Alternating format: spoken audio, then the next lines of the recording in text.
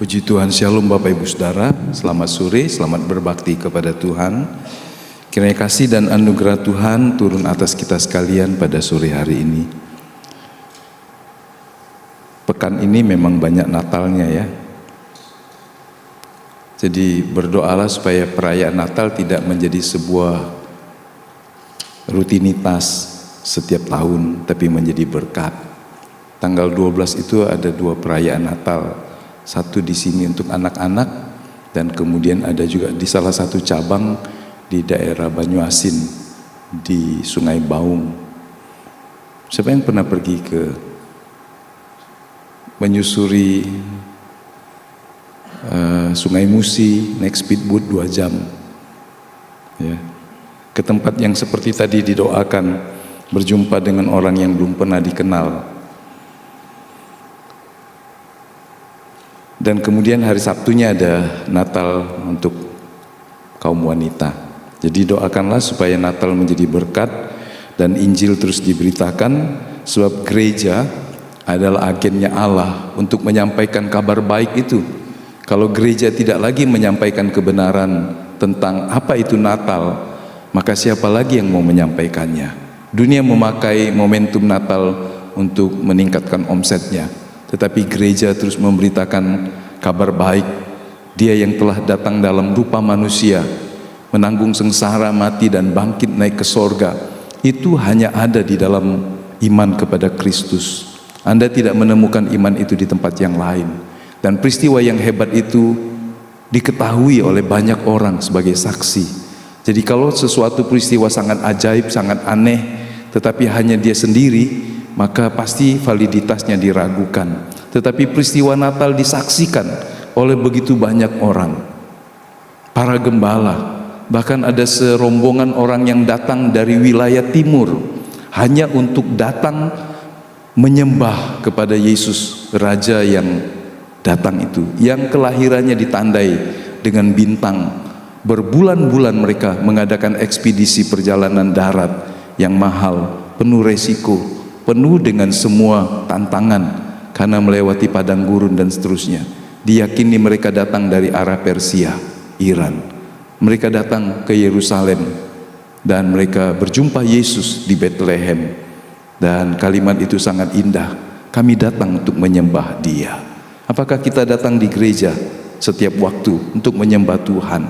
Apakah ketika kita bersaat teduh di rumah, kita memberi waktu untuk menyembah Tuhan? Maka jika untuk menyembah Tuhan di Bethlehem kepada Raja yang baru lahir itu diperlukan upaya yang sangat besar, persiapan yang panjang, penantian yang bertahun-tahun, karena mereka mewarisi tradisi untuk menantikan kalau satu fenomena alam terjadi, bintang yang besar, pasti Raja yang besar itu datang ke dalam dunia. Tuhan telah mempersiapkan mereka untuk menjadi salah satu saksi bahwa yang lahir itu adalah Allah dalam rupa manusia. Jadi gereja harus terus memberitakan kebenaran itu. Nah, sore hari ini kita mau melihat di dalam kitab Keluaran ya, pasal 25 sampai 40, panjang sekali pasti.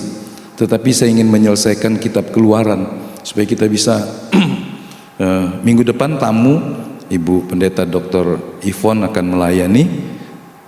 Jadi kita akan jumpa lagi mengeksegese Alkitab dalam kitab berikutnya setelah kitab Keluaran.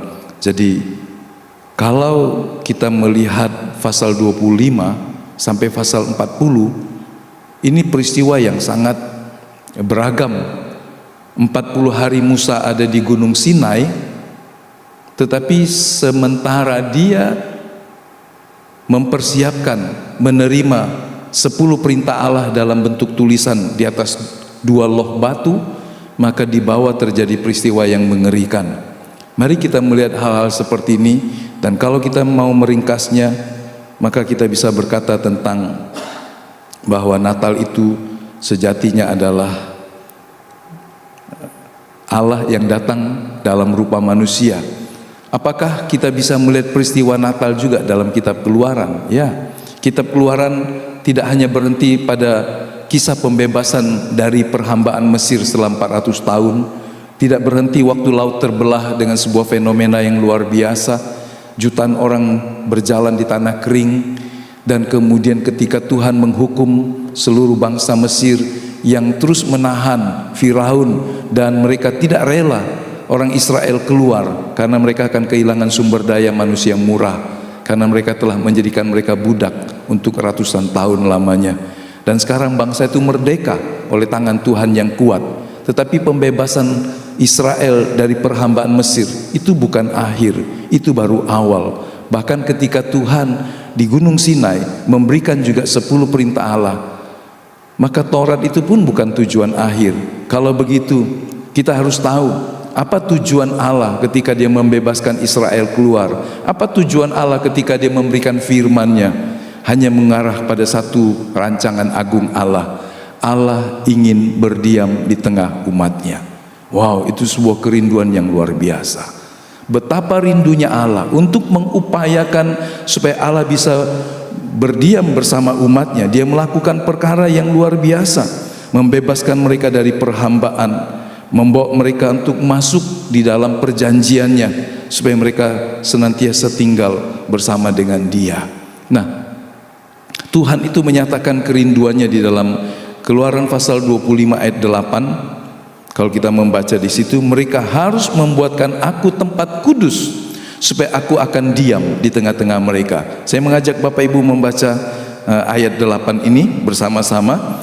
Mereka harus membuatkan aku tempat kudus supaya aku akan diam di tengah-tengah mereka. Supaya aku akan diam. Jadi Tuhan, meskipun Allah itu roh adanya, Dia ingin ada satu tempat yang khusus, yang dikuduskan, supaya Dia bisa berhadirat dan umat Allah bisa menjumpai Dia. Dalam perjalanan sejak manusia keluar dari Taman Eden, manusia selalu rindu mencari Tuhan melalui korban-korban persembahannya.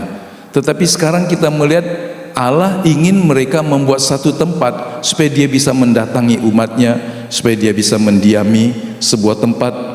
Dan kata mendiami di sini secara sederhana dikatakan sebuah kata yang darinya juga kemudian orang bisa berkata sekina. Jadi sakan, berdiam, yang menggambarkan kehadiran Allah yang menetap. Allah tidak saja ingin singgah, tetapi Allah ingin berdiam, tinggal tetap, sehingga kehadiran Allah ini menjadi sebuah persekutuan yang terus menerus. Bapak Ibu bayangkan, Allah begitu ingin bersekutu dengan manusia. Apakah saudara rindu bersekutu dengan Tuhan? Kalau saudara punya orang yang saudara kasihi, pasti saudara ingin terus dekat dengan Dia. Siapa yang setelah berpacaran kemudian menikahi wanita atau pria yang dicintainya? Atau ada orang yang menikah tanpa melalui masa pacaran, sehingga tidak ada kesempatan untuk dekat, tidak ada kerinduan, cuma berkata, ya sekarang dia suami saya, dia istri saya, udah. Tetapi tidak ada memori apapun ketika ada kerinduan, ada keinginan untuk bertemu, untuk bercakap, untuk memandang wajahnya. Kalau wajahnya nggak bisa, lihat fotonya saja. Ada yang pernah ngalami begitu? Kenapa harus malu untuk menceritakannya? Ya kan? Tidak pernah punya orang yang dicintai, yang dirindukan, atau orang yang merindukan Anda. Nggak ada. Dulu orang punya dompet pasti ada fotonya kan? Kalau nggak foto orang tuanya, foto pacarnya. Coba lihat dompet. Beberapa kegiatan seringkali pembicara itu mengajak orang, ayo siapa yang di dompetnya ada foto dari istrinya atau suaminya. Wah, orang harus menunjukkannya untuk mendapatkan hadiah. Sekarang mungkin orang nggak pernah bawa lagi foto di dompet. Kemudian orang tanya, di handphonemu, di galerimu ada nggak wajah dari istri atau suamimu, atau anak-anakmu, atau orang tuamu, orang yang dekat dengan engkau? Dan ketika engkau melihat foto itu, engkau rasanya ingin dekat. Seperti itu, bahkan lebih dalam lagi kerinduan Allah untuk tinggal dekat dengan umatnya. Jadi dari sejak manusia diciptakan segambar serupa dengannya, Allah ingin tinggal dekat, berdiam dengan umatnya. Hanya sayang manusia seringkali menjauh, menolak, mengingkari kerinduan Allah dengan banyak cara. Nah, kalau kita membaca dari pasal 25, pasal 26 dan seterusnya, ada banyak peraturan, petunjuk secara detail bagaimana kemah suci itu harus dibuat. Ukurannya harus tepat, bahan-bahannya harus benar. Hampir 5 tahun, tahun-tahun sekitar tahun 90-an, 1 tahun 2-3 kali saya ke Malang belajar tentang tabernakel ini. Jadi betapa rinci, betapa telitinya pekerjaan itu harus dilakukan. Dari pelataran ruang kudus sampai ruang maha kudus, peralatannya, bahannya semua harus diatur.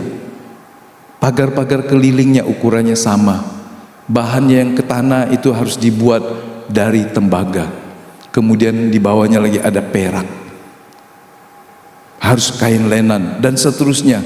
Di dalam ruangan kudus itu hanya ada kemilau warna emas, ada kayu yang dibungkus dengan emas. Kemudian ada juga benda yang sepenuhnya emas, yang disebut pelita emas. Kemudian juga ada meja persembahan, kemudian ada tabut perjanjian. Tempat itu dipenuhi dengan semua perlengkapan yang dipersiapkan dengan sangat teliti, akurat dan tidak boleh salah. Itu ternyata bukan sekedar sebuah dekorasi saja, tetapi ada maknanya. Nah, menggali makna tentang benda-benda di dalam kemah suci itu menimbulkan sebuah keasikan sendiri, tantangan yang sangat menarik. Ternyata ukurannya, maknanya punya makna-makna rohani. Jadi kalau ada sampai dari pasal 25 sampai hampir pasal 40 Tuhan bicara tentang kemah suci, itu berarti sesuatu yang sangat panjang. Dan kalau sebuah kebenaran, sebuah proyek harus menghabiskan begitu banyak pasal dalam Alkitab, pasti Tuhan ingin menunjukkan ada makna yang lain, lebih dari sekedar sebuah perabotan, ya. Sebetulnya itu semua hendak menunjukkan kepada ketika Kristus datang, Sang Firman yang berdiam di dalam manusia. Yohanes pasal 1 ayat 14 berkata, Firman itu telah datang dan menjadi daging diam di antara kita.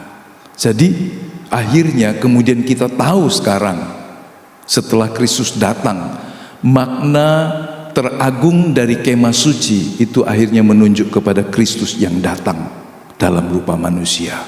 Jadi waktu orang merayakan Natal, orang melihat Allah menggenapi rencananya sejak ribuan tahun sebelumnya yang digunakan dengan salah satunya kemah suci, tabernakel.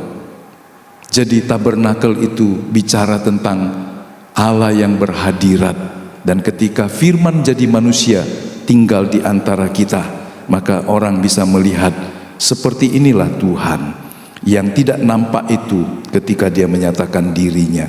Saya mau mengajak kita membaca di dalam Injil Yohanes pasal yang pertama ayat yang ke-14 dan beberapa ayat berikutnya. Firman itu telah menjadi manusia dan diam di antara kita. Jadi waktu Yohanes menyampaikan berita ini, Yesus ada di sana. Yesus ada di antara umatnya, dan kita telah melihat kemuliaannya, yaitu kemuliaan yang diberikan kepadanya sebagai anak tunggal Bapa, penuh kasih karunia dan kebenaran. Ayat 18, tidak seorang pun yang pernah melihat Allah, tetapi anak tunggal Allah yang ada di pangkuan Bapa, dialah yang menyatakannya. Jadi itu sebabnya Yesus di kemudian di pasal-pasal berikutnya berkata, kalau engkau melihat aku, engkau melihat Bapa, karena Bapa dan aku adalah satu adanya. Jadi ketika Allah yang roh itu menyatakan dirinya, manusia yang hidup di zamannya ketika Yesus menyatakan dirinya bisa melihat Seperti inilah Allah yang roh ketika datang ke dalam dunia. Apa yang dilihat mereka? Kesucian, belas kasihan, pengampunan, kepedulian, dan semua karakter Kristus menggambarkan pribadi Allah yang agung. Sehingga ketika dia difitnah, ketika dia dicaci maki, tidak ada satupun kejahatan yang dia lakukan. Sehingga melalui Kristuslah kita bisa melihat kepenuhan Allah. Jadi pasal 25-40 itu sebetulnya bukan bicara tentang sebuah tenda semata-mata, tetapi ini bicara tentang ungkapan hati Allah yang ingin bersekutu dengan orang tebusannya. Siapa tebusannya di zaman itu? Orang Israel yang dibebaskan dari Mesir. Kalau sekarang bagaimana kita memaknai kitab Keluaran ini? Allah ingin diam di dalam kita. Karena kemah suci yang dibuat Musa, betapapun mahalnya, mahal saudara. Peralatan itu semuanya atau sebagian besar dari emas, dari perak, dari tembaga. Tidak boleh barang-barang yang lain. Kainnya kain lenan tenunan halus, dilapisi dengan banyak kain-kain yang lain. Tetapi kemah itu pun sudah rusak. Kemudian Salomo membangunnya lagi kemah yang lebih mewah, yang lebih megah. Emas sekarang 1 gram mungkin sekitar 2 juta ya, 2 juta. 1 kilogram emas itu berapa? Di zaman itu Salomo mengumpulkan emas sampai 666 talenta. 1 talenta 45 kilo. Dan kemudian setelah persiapan yang panjang, Daud menyiapkan semua emas dan perak, tembaga. Maka kemudian Salomo membuat sebuah gedung yang megah, yang di dalamnya dilapisi emas. Dan semua peralatan itu dibuat emas, bokor-bokor penyiraman, mangkok-mangkok dan semuanya. Waktu bangsa Babilonia menyerbu dan menaklukkan kemah suci, mereka membawa emas itu. Bahkan kemudian mereka membakar bangunan bait suci itu supaya emasnya meleleh dan mereka mengambilnya. Bukan 1-2 ton untuk membangun kemah suci dari emas. Pasti emas bukan seharga sekarang, ya kan? Tetapi itu bicara tentang logam yang mulia, yang paling mahal di zaman itu untuk jenis logamnya. Orang belum menemukan titanium dan sebagainya, material yang lain. Tetapi emas menggambarkan logam yang mulia, yang paling mahal di zaman itu. Dan bangunan yang mahal itu pun satu hari rusak, dihancurkan oleh pasukan dari Babilonia. Herodes membangunnya lagi bait suci yang megah. Pembangunan itu membutuhkan sampai selesai tuntas 40 tahun lebih. Bisa bayangkan membangun sebuah gedung dengan tempat-tempat yang lain selama hampir 40 tahun baru sempurna. Tetapi baru dipakai 30 tahun kemudian pasukan Romawi menghancurkannya. Jadi kalau kita melihat semua yang dibuat oleh tangan manusia, betapapun mahal dan megahnya, satu hari rusak. Jadi berarti adakah bangunan yang lain, kemah suci yang lain yang lebih mulia? Ada. Hidup kita sendiri. Kita adalah tempat kediaman roh Allah. 1 Korintus pasal yang ke-6 berkata, tidak tahukah kamu, ayat 19, tubuhmu adalah bait Allah. Jadi sejatinya akhirnya kita bisa melihat kerinduan Allah bukan berdiam di gedung betapapun mahal dan mewahnya, tetapi berdiam di dalam hidup kita. Apa yang gagal dilakukan Adam untuk bersekutu dengan Allah dilakukan setelah Kristus membuka jalan untuk manusia kembali kepada Allah. Itulah kerinduan Allah yang begitu dalam. Pasti kita berkata, luar biasa. Dia ingin menetap di tengah-tengah umatnya. Dia bukan hanya sekedar memberi hukum peraturan, tapi dia memberikan kehadirannya sendiri. Inisiatif ini datang dari Allah. Jadi bukanlah Allah yang tidak tersentuh, Allah yang di sorga, yang orang harus sampai beberapa orang berpikir Allah itu ada di sorga begitu jauh, apakah dia mendengar doa saya? Tetapi Matius pasal 1 ayat 23 berkata, Dia Allah yang tinggal di dalam kita, Immanuel. Kalau pakai teks aslinya harusnya M-nya 2, Immanuel. Begitu kata El ada, kita baca dalam Alkitab bicara tentang Allah, Elohim, Elia, Samuel, dan seterusnya. Immanuel, Allah yang bersama dengan kita, berdiam di dalam kita. Kerinduan Allah seperti itu. Jadi dia ingin membangun sebuah hubungan. Kekristenan itu relasi. Jadi kalau orang tidak pernah bersekutu dengan Tuhan, pasti Tuhan terasa jauh dari dia. Di dalam keyakinan-keyakinan tertentu, kehadiran Allah seringkali dilambangkan dengan benda-benda.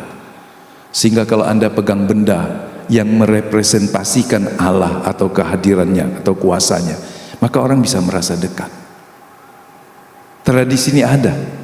Saudara lihat orang kadang-kadang dipasangi jimat, dipasangi tulisan tertentu, dikaitkan di tangannya, dipasang di rumahnya, atau tanda-tanda tertentu yang menggambarkan ada kuasa ilahi yang bersama dengan dia. Orang merasa nyaman karena ada jimat.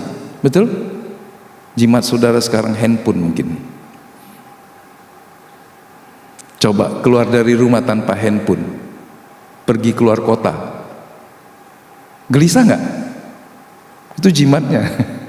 Karena dari handphone bisa bayar tagihan, bisa belanja, bisa beli tiket, bisa beli makanan. Betul kan? Ternyata kris itu sebuah karya dari Indonesia yang jauh lebih praktis, jauh lebih mudah, jauh lebih murah dibandingkan sistem pembayaran digital yang ada di dunia. Oh, itu luar biasa kan? Dan itu berlaku di beberapa negara juga. Jadi ada yang kalau orang sudah pegang handphone ada kuotanya, karena handphone tanpa kuota kan juga nggak ada gunanya kan. Wah, kuotanya penuh misalnya begitu, atau yang bulanan. Kemudian ada saldonya juga di dananya, entah itu kartu kredit atau entah itu uang saldo tabungan. Dia merasa tenang kemana saja dia pergi. Perlu apa? Aku ada barang ini, banyak kebutuhan bisa selesai. Halo?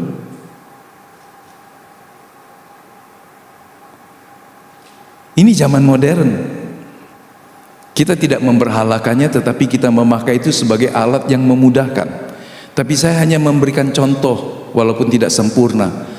Jika itu menggambarkan tentang Allah, maka ketika saya memegang apakah itu salib, apakah itu sesuatu tanda tulisan tentang Allah, dan saya peluk dan saya berkata, Allah ada di saya.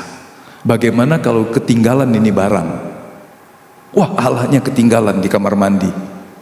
Karena Allahnya dalam bentuk salib misalnya. Saya nggak pernah ya. Saya dulu kecil di satu gereja, ya, saya punya salib, ada cukup besar, bagus, kemudian diberkati oleh imam, dan saya pegang, saya rasanya nyaman, dekat dengan Tuhan kalau pegang salib itu. Siapa yang pegang Alkitab kecil misalnya gitu, kalau pergi jalan-jalan bawa Alkitab rasanya aman. Sayangnya nggak pernah dibaca. Kalau di kamar taruh tidur, sebelum tidur Alkitabnya dipegang. Terima kasih engkau bersamaku. Dengan Alkitabnya. Kenapa bukan Tuhannya? Kenapa bukan firmannya? Kita bisa terpeleset jatuh kepada yang diyakini bersama kita adalah benda-benda fisiknya. Allah itu roh, dia ingin tinggal bersama dengan kita. Jadi dia ingin kita menyembah dia, bangun hubungan dengan dia. Ada hubungan yang tidak ditentukan oleh benda-benda yang sifatnya lahiriah. Kita bisa memanggil Tuhan dengan iman, karena memang dia yang di sorga itu juga tinggal di dalam kita. Itu sebabnya kita tidak perlu pakai mic, toa, teriak-teriak untuk memanggil Tuhan. Anda cukup tutup mata dan berkata, Tuhan, tolong saya. Apakah dia mendengar? Dia mendengar. Ketika kau di tengah orang banyak rasa ketakutan, tiba-tiba engkau merasa kau harus berdoa, Tuhan, tolong saya menghadapi situasi atau orang-orang ini. Tuhan menolongnya. Jadi kita bisa berdoa kepada Tuhan seketika dan tidak perlu keras. Seluruh detail dari tabernakel Musa menunjukkan kehadiran Allah itu sesuatu yang real, nyata, personal, terencana dengan baik. Allah ingin setiap orang Israel bisa merasakan kehadirannya ketika dia datang di tengah umatnya. Jadi iman itu sebetulnya bukan sekedar pengetahuan, tetapi bagaimana kita menikmati hadirat Tuhan dan bersekutu dengannya. Itu sebab kalau kekristenan cuma sekedar teori, maka orang tahu tentang Tuhan, tapi dia nggak pernah punya hubungan dengan Tuhan. Ayo, sore hari ini dan seterusnya, kita makin membangun hubungan dengan Tuhan, makin intim. Dia ingin bersekutu dengan Anda. Kadang-kadang mungkin Tuhan menunggu kita masih sibuk kerja. Dia tunggu kita sampai sore, kita nggak punya waktu untuk Tuhan. Waktu malam Tuhan mau bersekutu dengan kita. Tuhan mau mendengar, Tuhan mau berbicara. Tapi kita nggak punya waktu karena terlalu lelah. Bangun pagi besok, Tuhan ingin supaya kita datang kepadanya. Tetapi juga kita terburu-buru bangun dan kemudian kita langsung loncat dari tempat tidur dan kemudian bergegas melakukan aktivitas. Sepanjang hari Tuhan menunggu, kapan engkau mau sejenak masuk dalam sabat dengan Tuhan. Ingat minggu yang lalu, sabat itu berarti engkau masuk dalam persekutuan dengan Tuhan.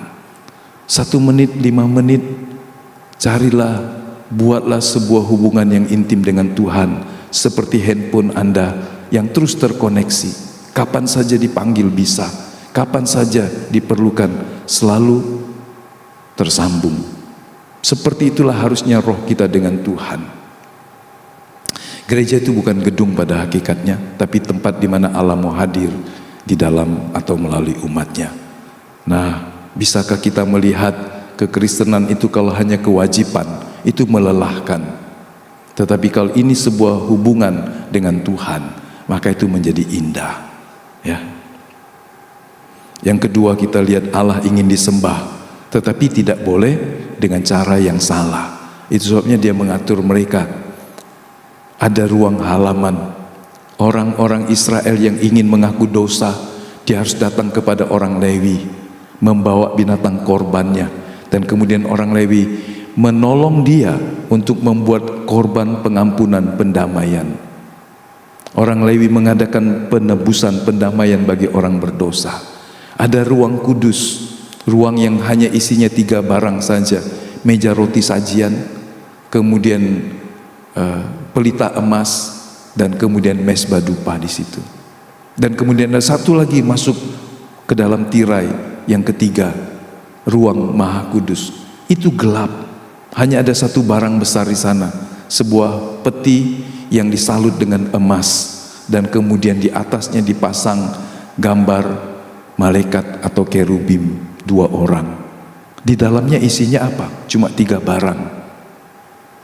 Satu wadah yang berisi mana roti yang turun dari sorga memberi makan Israel selama 40 tahun.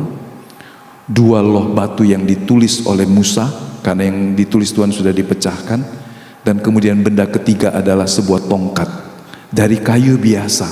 Tongkatnya Harun, tapi heran, di ujung tongkat itu ada bunga badam bertunas. 3 benda itu untuk menjadi peringatan bagi Israel. Itulah tabut perjanjian.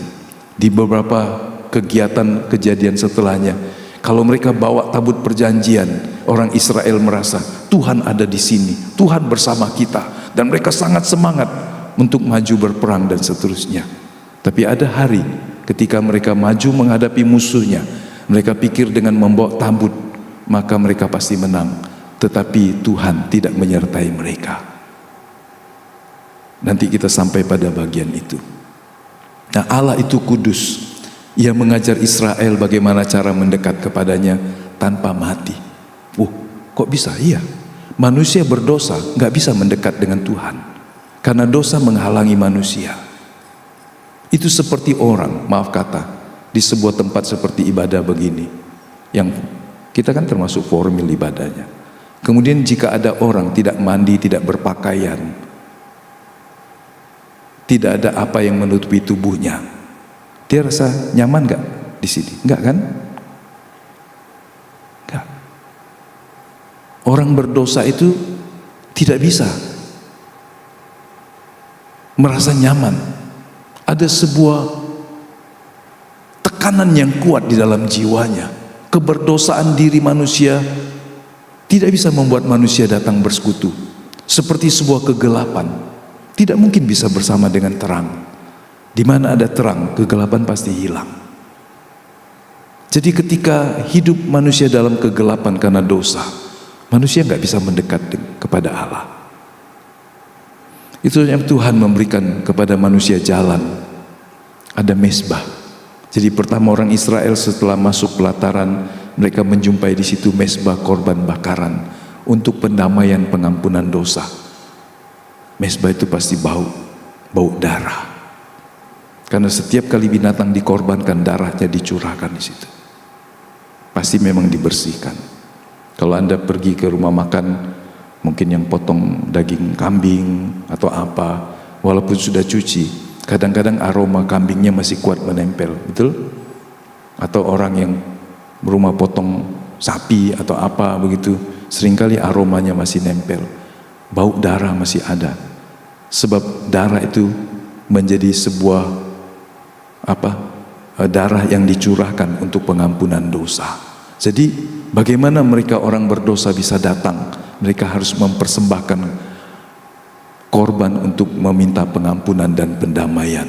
Imam-imam sebelum mengerjakan sesuatunya, dia harus mencuci tangannya. Ini punya makna.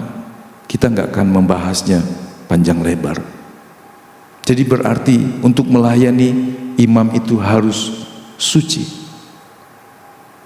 Percuma imam melayani umat Israel yang datang minta pengampunan dosa kalau imamnya sendiri tidak suci. Tapi susunannya kalau kita ingat, siapa yang ingat mezbah korban bakaran?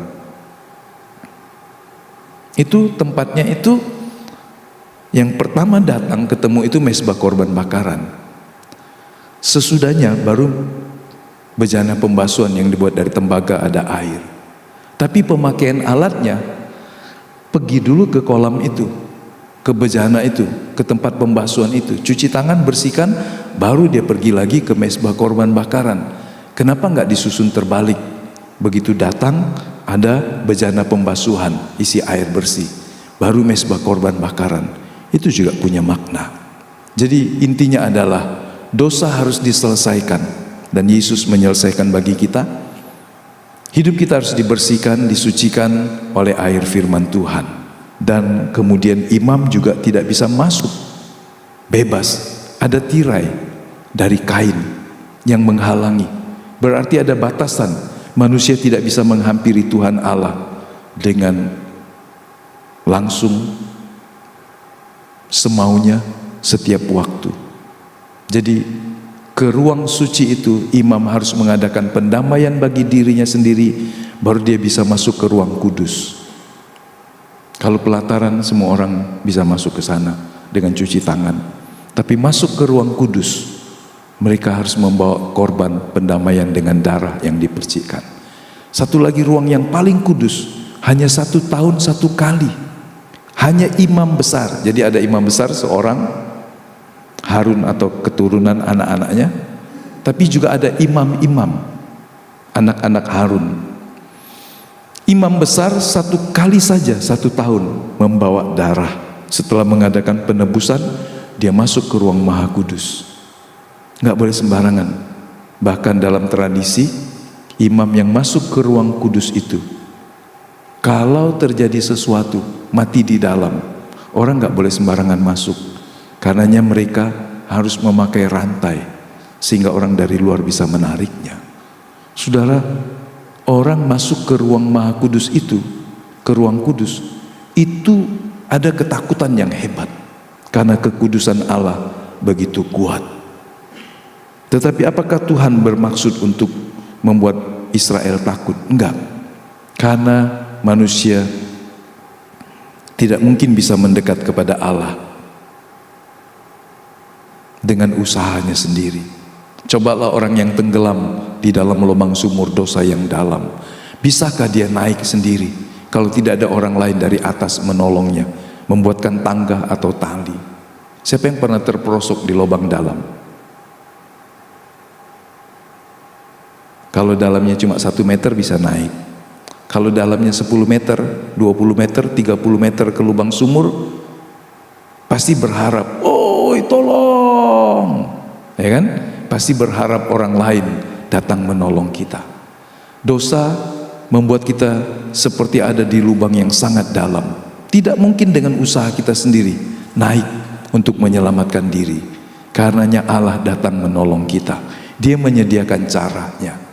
Dan darah dari korban itu menjadi sebuah cara pendamaian.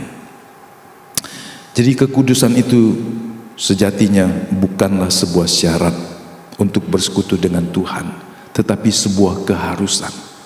Sebab Alkitab berkata, "Kuduslah kamu karena aku kudus adanya."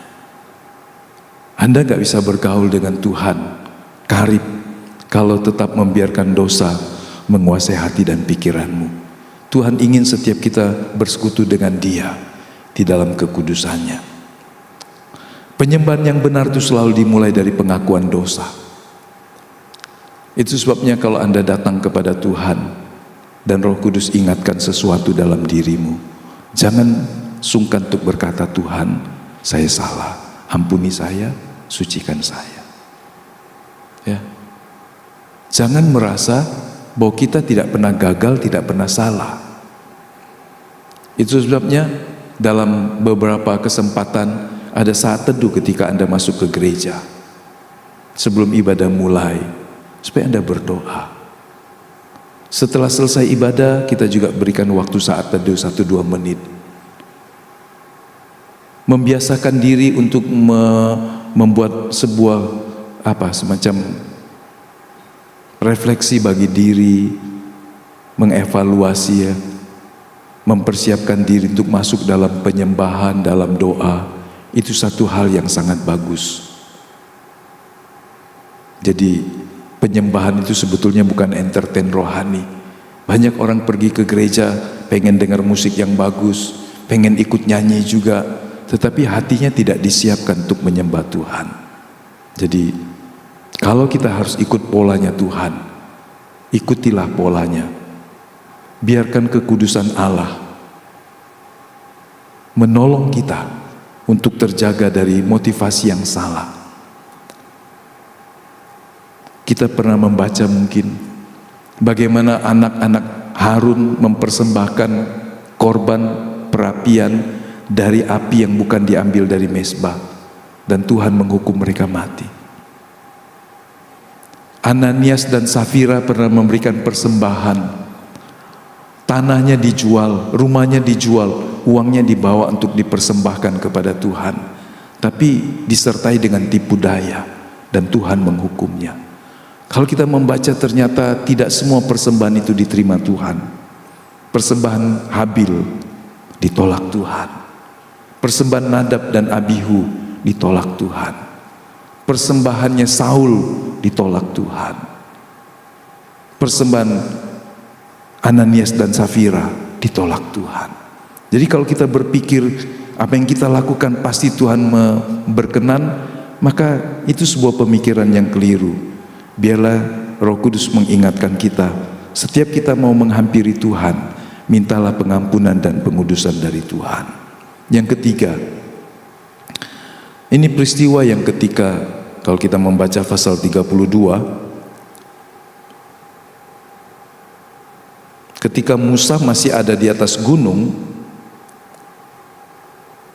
maka orang Israel, saya baca ayat 1 saja, pasal 32 ayat 1, ketika bangsa itu melihat bahwa Musa mengundur-undurkan turun dari gunung itu, maka berkumpullah mereka mengerumuni Harun dan berkata kepadanya, "Mari buatlah untuk kami ilah yang akan berjalan di depan kami. Sebab Musa ini orang yang telah memimpin kami keluar dari tanah Mesir. Kami tidak tahu apa yang telah terjadi dengan dia. Musa masih ada di atas gunung, bersekutu dengan Tuhan. Ini belum 40 hari. Sebelum naik mereka sudah melihat kehadiran Tuhan. Mereka sudah mendengar suara firman. Tuhan mau memberikan firman tertulis di atas 2 loh batu itu. Belum selesai 40 hari, mereka sudah meninggalkan Tuhan. Mereka membuat patung yang menyerupai sapi. Kenapa sapi atau banteng? Gambaran tentang kekuatan. Di zaman itu mereka mempersonifikasikan kekuatan-kekuatan ilahi itu dalam bentuk-bentuk hewan, binatang, termasuk juga lembu. Dan mereka menganggap inilah yang berkuasa membawa kita. Israel membuat lembu ini untuk menunjukkan mereka sekarang pengen dituntun oleh sebuah benda yang bisa dipegang. Inilah Tuhan. Seperti yang tadi saya katakan, kalau orang pegang benda tertentu, misalnya salib, dan kemudian dia merasa nyaman, atau bahkan Alkitab pun, kalau dia memegangnya sebagai sebuah jimat, atau orang memegang roti dan anggur, atau minyak urapan, dan menganggap dia bersama Tuhan. Karena ada pengajaran gereja yang orang membawa minyak urapan, apa saja dituangin dengan minyak. Roti dan anggur dijadikan benda magis, seolah-olah itu tidak ada relasi dengan Tuhan. Kalau kau mau sembuh kau makan ini. Enggak, bukan itu. Roti dan anggur perjamuan itu bukan obat, tetapi itu meskipun di dalamnya seperti tadi kita percaya bahwa perjamuan kudus yang kita lakukan juga memberikan kepada kita pertolongan untuk ingat akan Tuhan. Jadi meskipun itu benda-benda kasih karunia, nggak boleh diplesetkan menjadi sebuah benda magis. Ya, ada orang selalu pegang minyak urapan, semua diurapi. Padahal minyak urapan itu menggambarkan Roh Kudus, sang pengurap itu. Urapan dari Roh Kudus. Orang yang nggak punya hubungan apa-apa memakai hal-hal yang supranatural, termasuk pakai nama Tuhan, bisa terjadi seperti 7 orang anak imam. Satu hari ada orang kerasukan setan. Terus mereka selama ini telah mendengar Rasul Paulus itu kalau mengusir setan, berdoa orang sakit, menyebut nama Yesus. Dan kemudian mereka bersama-sama juga berdoa di dalam nama Yesus yang diberitakan Paulus. Tapi ternyata roh jahat yang di dalam diri orang itu bisa jawabnya begini. Yesus aku kenal, Paulus aku tahu, tapi kamu ini siapa? Aneh. Roh jahat yang di dalam diri manusia itu mengatakan hal seperti itu. Dia kenal Yesus, dia tahu Paulus, tapi dia tidak kenal dengan 7 anak imam ini. Dan kemudian dengan kekuatan roh jahat, manusia yang dirasuk setan ini memukuli, menelanjangi dan melukai 7 orang anak imam ini sehingga mereka lari. Dari situ kita belajar, setan tahu apakah kita punya hubungan dengan Tuhan. Jadi jangan hanya berkata, ini minyak urapan, ini roti perjamuan, atau ini nama Yesus, ini Alkitab. Setan gak takut. Siapa yang dulu pernah nonton film horor, film hantu-hantu versi Kristen pasti? Gimana cara ngusir hantu? Hah? Pernah? Bukan versi Hong Kong. Kalau versi Hong Kong dia kasih fu tulisannya, tempel, ditempel lagi, kemudian dia berhenti. Jimatnya kurang sakti, dia bangun lagi, dia berdiri lagi, gitu kan? Tambah lagi tulisan yang lebih sakti dan diem. Tapi film horor versi Kristen, bukan versi Kristen sebetulnya, versi Barat ya, yang mungkin melihat kekristenan seperti sebuah agama umum, pasti tandai salib. Setan mau datang, dalam, ini salib, setan yang mundur. Dia belum ketemu setan yang menerkam dia. Karena setan gak takut dengan lambang salib. Setan takut dengan yang tersalib itu. Siapa yang tersalib itu? Yesus, yang telah mengalahkan dosa, mengalahkan maut, mengalahkan iblis. Tanpa salib pun saudara bisa berkata, di dalam nama Yesus saya mengusir engkau. Karena Alkitab berkata dalam Markus pasal yang ke-16, orang percaya mengusir setan dalam namaku, berdoa untuk orang sakit, dan seterusnya. Jadi ada kuasa dalam hidup kita. Nah, kembali ke sini, manusia itu mudah melupakan Tuhan. Baru peristiwa yang hebat berapa minggu yang lalu, sekarang mereka lupa Tuhan. Tuhan marah sekali, saudara. Tuhan marah sekali. Sampai Tuhan mengancam kepada mereka, aku akan membinasakan seluruh bangsa ini. Dan dari keturunanmu Musa, aku akan bangkitkan bangsa yang baru. Tuhan marah sekali, saudara. Dan ketika ancaman itu disampaikan, Musa menyampaikan permohonan doa yang sangat sungguh-sungguh. Tanpa belas kasihan Tuhan, Israel dibinasakan Tuhan. Hari itu, kemudian ketika Musa turun, Musa terpancing dengan emosi. Dua loh batu yang ditulis oleh Tuhan, dia pecahkan. Karena ketika dia lihat bangsa ini jadi liar, begitu cepatnya meninggalkan Tuhan, begitu cepatnya melupakan Tuhan, mengkhianati Tuhan, membelakangi Tuhan, menghina Tuhan dengan persembahan kepada patung dari lembu, patung lembu dari emas itu. Kemudian setelah orang Lewi, kita baca itu mengerikan, saudara. Hari itu Tuhan katakan kepada Musa, bangsa ini akan kubinasakan semua. Kemudian Musa memerintahkan kepada semua suku Israel, siapa yang hari ini mau berpihak kepada Tuhan?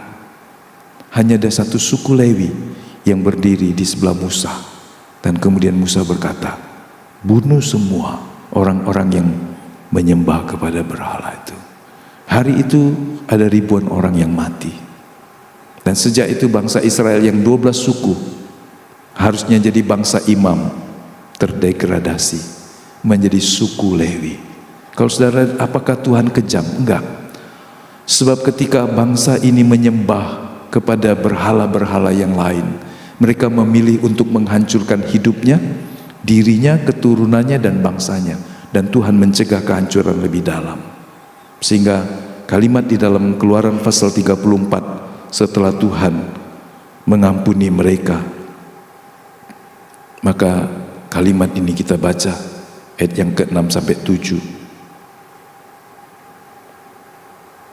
Berjalanlah Tuhan lewat dari depannya dan berseru, Tuhan, Tuhan Allah penyayang dan pengasih, panjang sabar, berlimpah kasihnya dan setianya, yang meneguhkan kasih setianya kepada beribu-ribu orang, yang mengampuni kesalahan, pelanggaran dan dosa, tetapi tidaklah sekali-kali membebaskan orang yang bersalah dari hukuman, yang membalaskan kesalahan bapa kepada anak-anaknya dan cucu-cucunya, dan kepada keturunannya yang ketiga dan keempat. Segeralah Musa berlutut ke tanah, lalu sujud menyembah. Musa begitu gentar ketika Tuhan murka. Saudara, kadang-kadang kita berpikir atau selalu menganggap Tuhan itu bisa apa? Bisa kita permainkan. Kita kadang-kadang berpikir kita mau hidup seperti apapun Tuhan akan maklum. Enggak, saudara. Allah itu Allah penuh belas kasihan, tetapi sekaligus juga Allah yang adil. Keadilan Allah menuntut kita hidup suci. Ketidaksucian, pemberontakan, perlawanan kepada Allah menarik penghukuman kepada diri kita. Kenapa Tuhan menjaga kita supaya tetap hidup suci? Karena Tuhan tahu Kalau hidup kita diperhamba kepada dosa, maka kita akan binasa secara kekal. Kalau orang tua kadang-kadang menegur anaknya, melarang kebebasannya, sebetulnya karena dia melihat bahaya yang jauh lebih besar dari sekedar larangan itu. Tapi anak dengan persepsinya yang terbatas, pengalaman hidup yang lebih pendek, seringkali menganggap nasihat, perintah, larangan orang tua hanya mengurangi kebebasan dia. Tuhan ingatkan, kalau engkau tinggalkan aku, kau akan binasa. Kalau Anda membaca kitab Ulangan, kitab Bilangan, Tuhan mengancam mereka. Kalau engkau meninggalkan aku, engkau akan terbuang. Engkau akan jadi bangsa yang diserakkan. Engkau akan terhina. Engkau akan merana. Engkau akan kelaparan. Engkau akan dinista. Sampai kemudian ada satu kalimat nubuatan yang mengerikan. Wanita-wanita yang begitu manja sehingga takut menjejakkan kakinya ke tanah karena terlalu manja, tega memakan bayinya sendiri. Saat apa? Saat kelaparan yang hebat. Dan itu terjadi, saudara. Orang-orang kalau sudah begitu, saudara, zaman dulu kalau menaklukkan kota, orang itu mengepung. Dibuatlah tembok pembatas sekeliling kota sehingga suplai logistiknya habis. Pengepungan itu bisa 1 tahun, 2 tahun, 3 tahun, 5 tahun. Habis sumber daya semua di dalam. Kelaparan orang. Itu zaman pernah terjadi di Israel. Mereka mengelola tai dari ternak. Mereka minum air pipis. Mereka ada orang-orang yang ketika anaknya mati, mereka menjadikan anaknya tempat makan untuk bahan makanan. Itu terjadi, saudara. Itu sejarah Israel. Kehinaan yang begitu hebat. Karena mereka kelaparan. Gak ada yang dimakan. Satu kota dikepung, diblokade. Keluar pasti mati. Di dalam juga mati. Anda baca dalam kitab Raja-Raja. Anda baca ketika peristiwa-peristiwa yang mengerikan itu terjadi. Dan jauh sebelumnya Tuhan sudah berkata, kau jangan tinggalkan aku. Kalau kau tinggalkan aku, engkau akan binasa.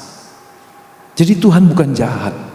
Kalau Tuhan ingatkan kita, mengasihi Tuhan segenap hatimu, supaya engkau tidak dimiliki oleh dunia, supaya engkau tidak dikuasai oleh roh jahat. Sebab hidup kita ini cuma bisa memperhamba kepada satu majikan. Kalau Anda memperhamba dirimu kepada Tuhan, berarti iblis tidak bisa menguasai dirimu. Tapi kalau engkau tidak menjadikan Tuhan sebagai penguasa pemimpinmu, terbuka kesempatan dirimu kosong, gak ada pemilik, dan iblis akan menguasai kita. Betul? Saudara lihat seperti penguasaan lahan. Kalau orang yang memiliki surat sekalipun, sertifikat hak milik, tanah itu ditelantarkan sekian lama, orang pasti mendudukinya. Dan hukum di Indonesia memungkinkan orang yang menduduki selama 20 tahun terus menerus, akhirnya bisa buat surat. Saudara boleh pegang. Ini SHM tahun 50 misalnya. Tapi Anda nggak pernah melihat tanah itu. Ada orang yang sudah mendudukinya 30 tahun, 40 tahun, anak beranak di situ.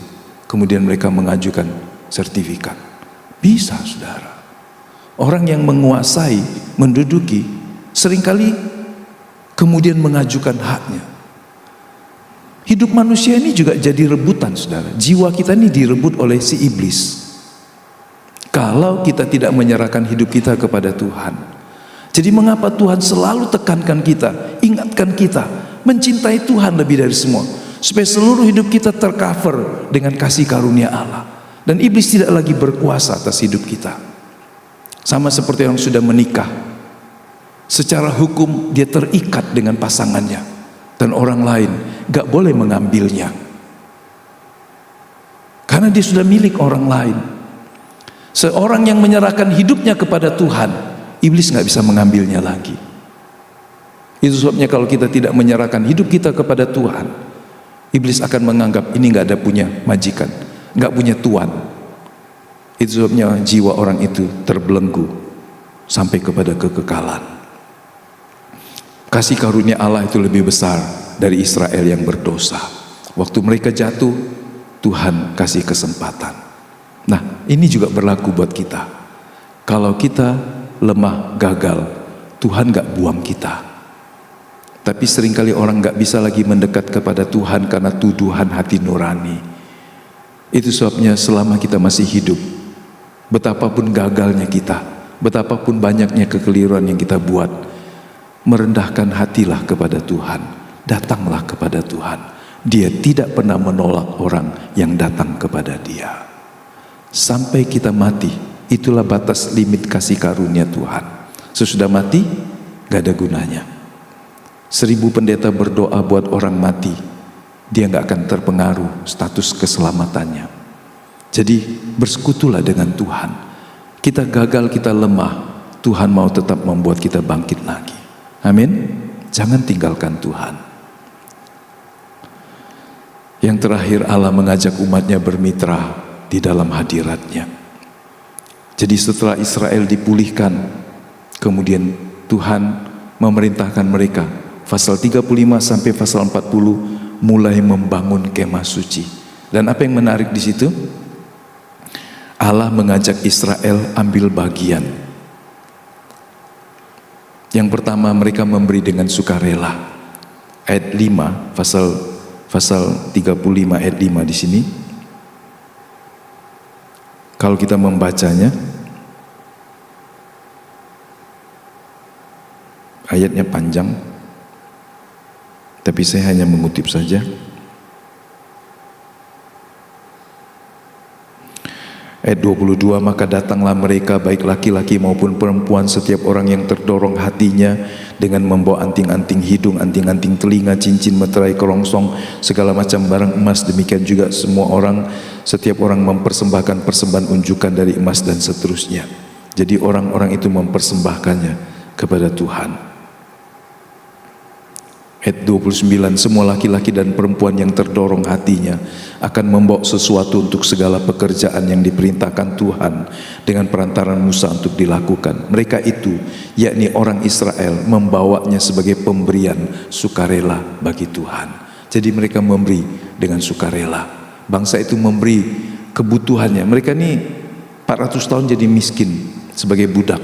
Tapi waktu mereka keluar dari Mesir, jadi kalau orang tanya dari mana emas perak mereka, waktu mereka keluar malam itu dari Mesir, orang Mesir bermurah hati memberikan semua yang mereka minta, sehingga mereka jadi kaya. Alkitab membahasakannya begini, upah perbudakan 400 tahun dibayar lunas dalam satu malam. Sehingga bangsa itu membawa semua kelimpahan Mesir, karena hari-hari itu Mesir sedang ditekan dengan ketakutan yang hebat. Pergilah, tinggalkan kami, kalau tidak kami mati. Kau mau minta apa? Minta saja, kami rela memberikannya. Mereka memberi dengan rela. Pekerjaan Allah dikerjakan umat Israel yang digerakkan hatinya. Prinsip pertama, kemah suci itu dibangun karena umat Israel melakukannya dengan kerelaan hati. Kemudian yang kedua, Allah mengurapi Aholiab dan Besaleel dengan keterampilan. Roh Kudus memenuhi mereka untuk memberi apa? Kreativitas, hikmat, seni. Bayangkan membangun sebuah kemah, sebuah tempat, semua perabotannya tanpa melihat. Ada orang meneliti, orang Bali termasuk orang yang memiliki kecerdasan yang luar biasa. Dikasih gambar tertentu, dikasih visualisasi, tanpa melihat contoh, mereka bisa membuat bentuk patungnya. Lukisan apa-apa segala. Nah, tidak semua orang. Ada orang, misalnya orang tukang jahit baju, biasanya supaya mau pas bikin patrun kan, dibikin dari kertas, dari semua persis. Bagaimana orang bisa membuat sesuatu tanpa membuat patrunnya? Aholiab, Besaleel dikarunia Roh Kudus pengurapan yang hebat. Mereka memiliki hikmat, kreativitas dan seni yang tinggi. Jadi kalau di sini kita bisa melihat pekerjaan kita yang membutuhkan ketelitian, membutuhkan kreativitas. Anda juga bisa berdoa, Roh Kudus urapi saya. Jadi urapan Roh Kudus nggak hanya untuk berkhotbah. Kadang-kadang kita berpikir, berikan saya urapan untuk bisa bernyanyi, berkhotbah, menyampaikan Injil. dalam kegiatan sehari-hari Anda juga bisa berdoa, minta pengurapan Roh Kudus. Siapa yang pernah begitu?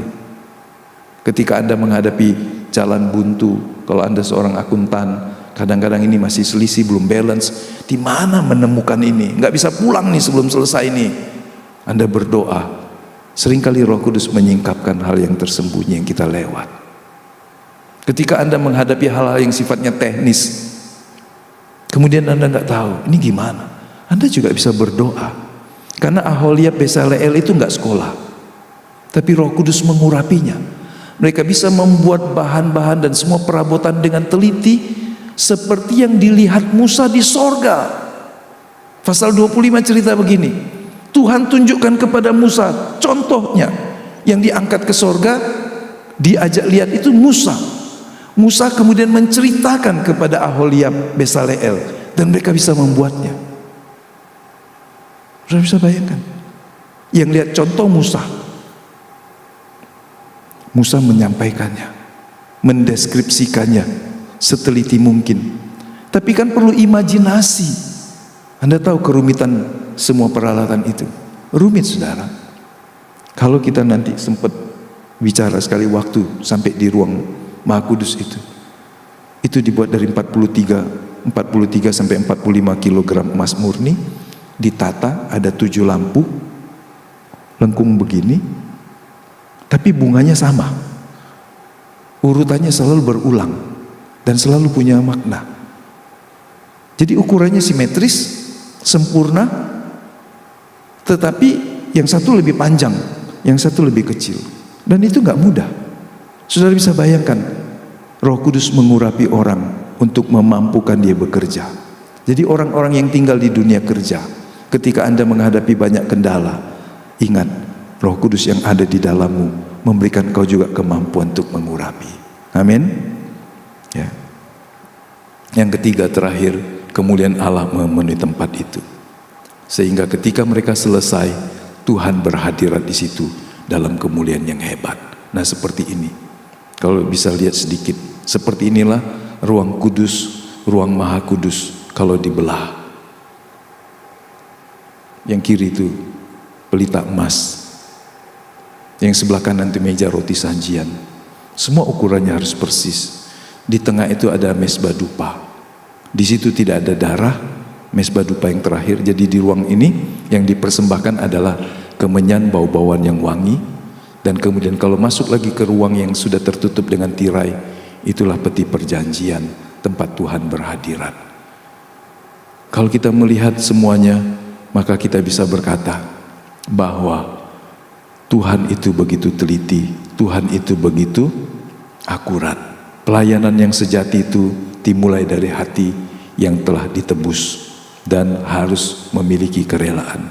Komunitas gereja yang kuat itu bukan sekedar oleh bakat, tapi kalau orang Kristen taat kepada Tuhan. Yang ketiga, pelayanan itu bukan sekedar talenta manusia. Orang bilang bakat itu kadang cuma 10%, 90% adalah kerja keras. Jadi kalau Anda punya bakat besar, tambahi lagi 90%-nya, Anda pasti jauh lebih hebat. Ya, bakat kita itu seringkali cuma sedikit, yang banyak adalah kerja keras. Kadang-kadang orang yang sangat berbakat dan dia merasa hebat, lahir sudah pinter. Karena ada orang punya kecerdasan lahir kan? Ada orang seperti otaknya fotokopi. Begitu dia baca, ingat. Siapa yang kalau baca, halaman berikutnya lupa. Tapi ada orang punya kecerdasan, daya ingat yang hebat.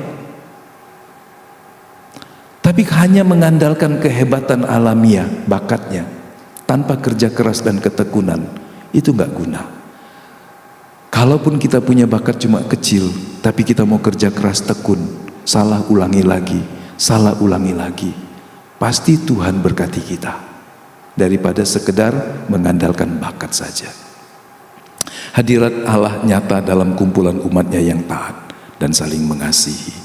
Sore hari ini biarlah Tuhan tolong kita, sehingga kita ingat bahwa perjamuan yang kudus itu menggambarkan persekutuan dengan tubuh dan darah Tuhan Dan kita sendiri adalah kemah suci kediamannya Allah.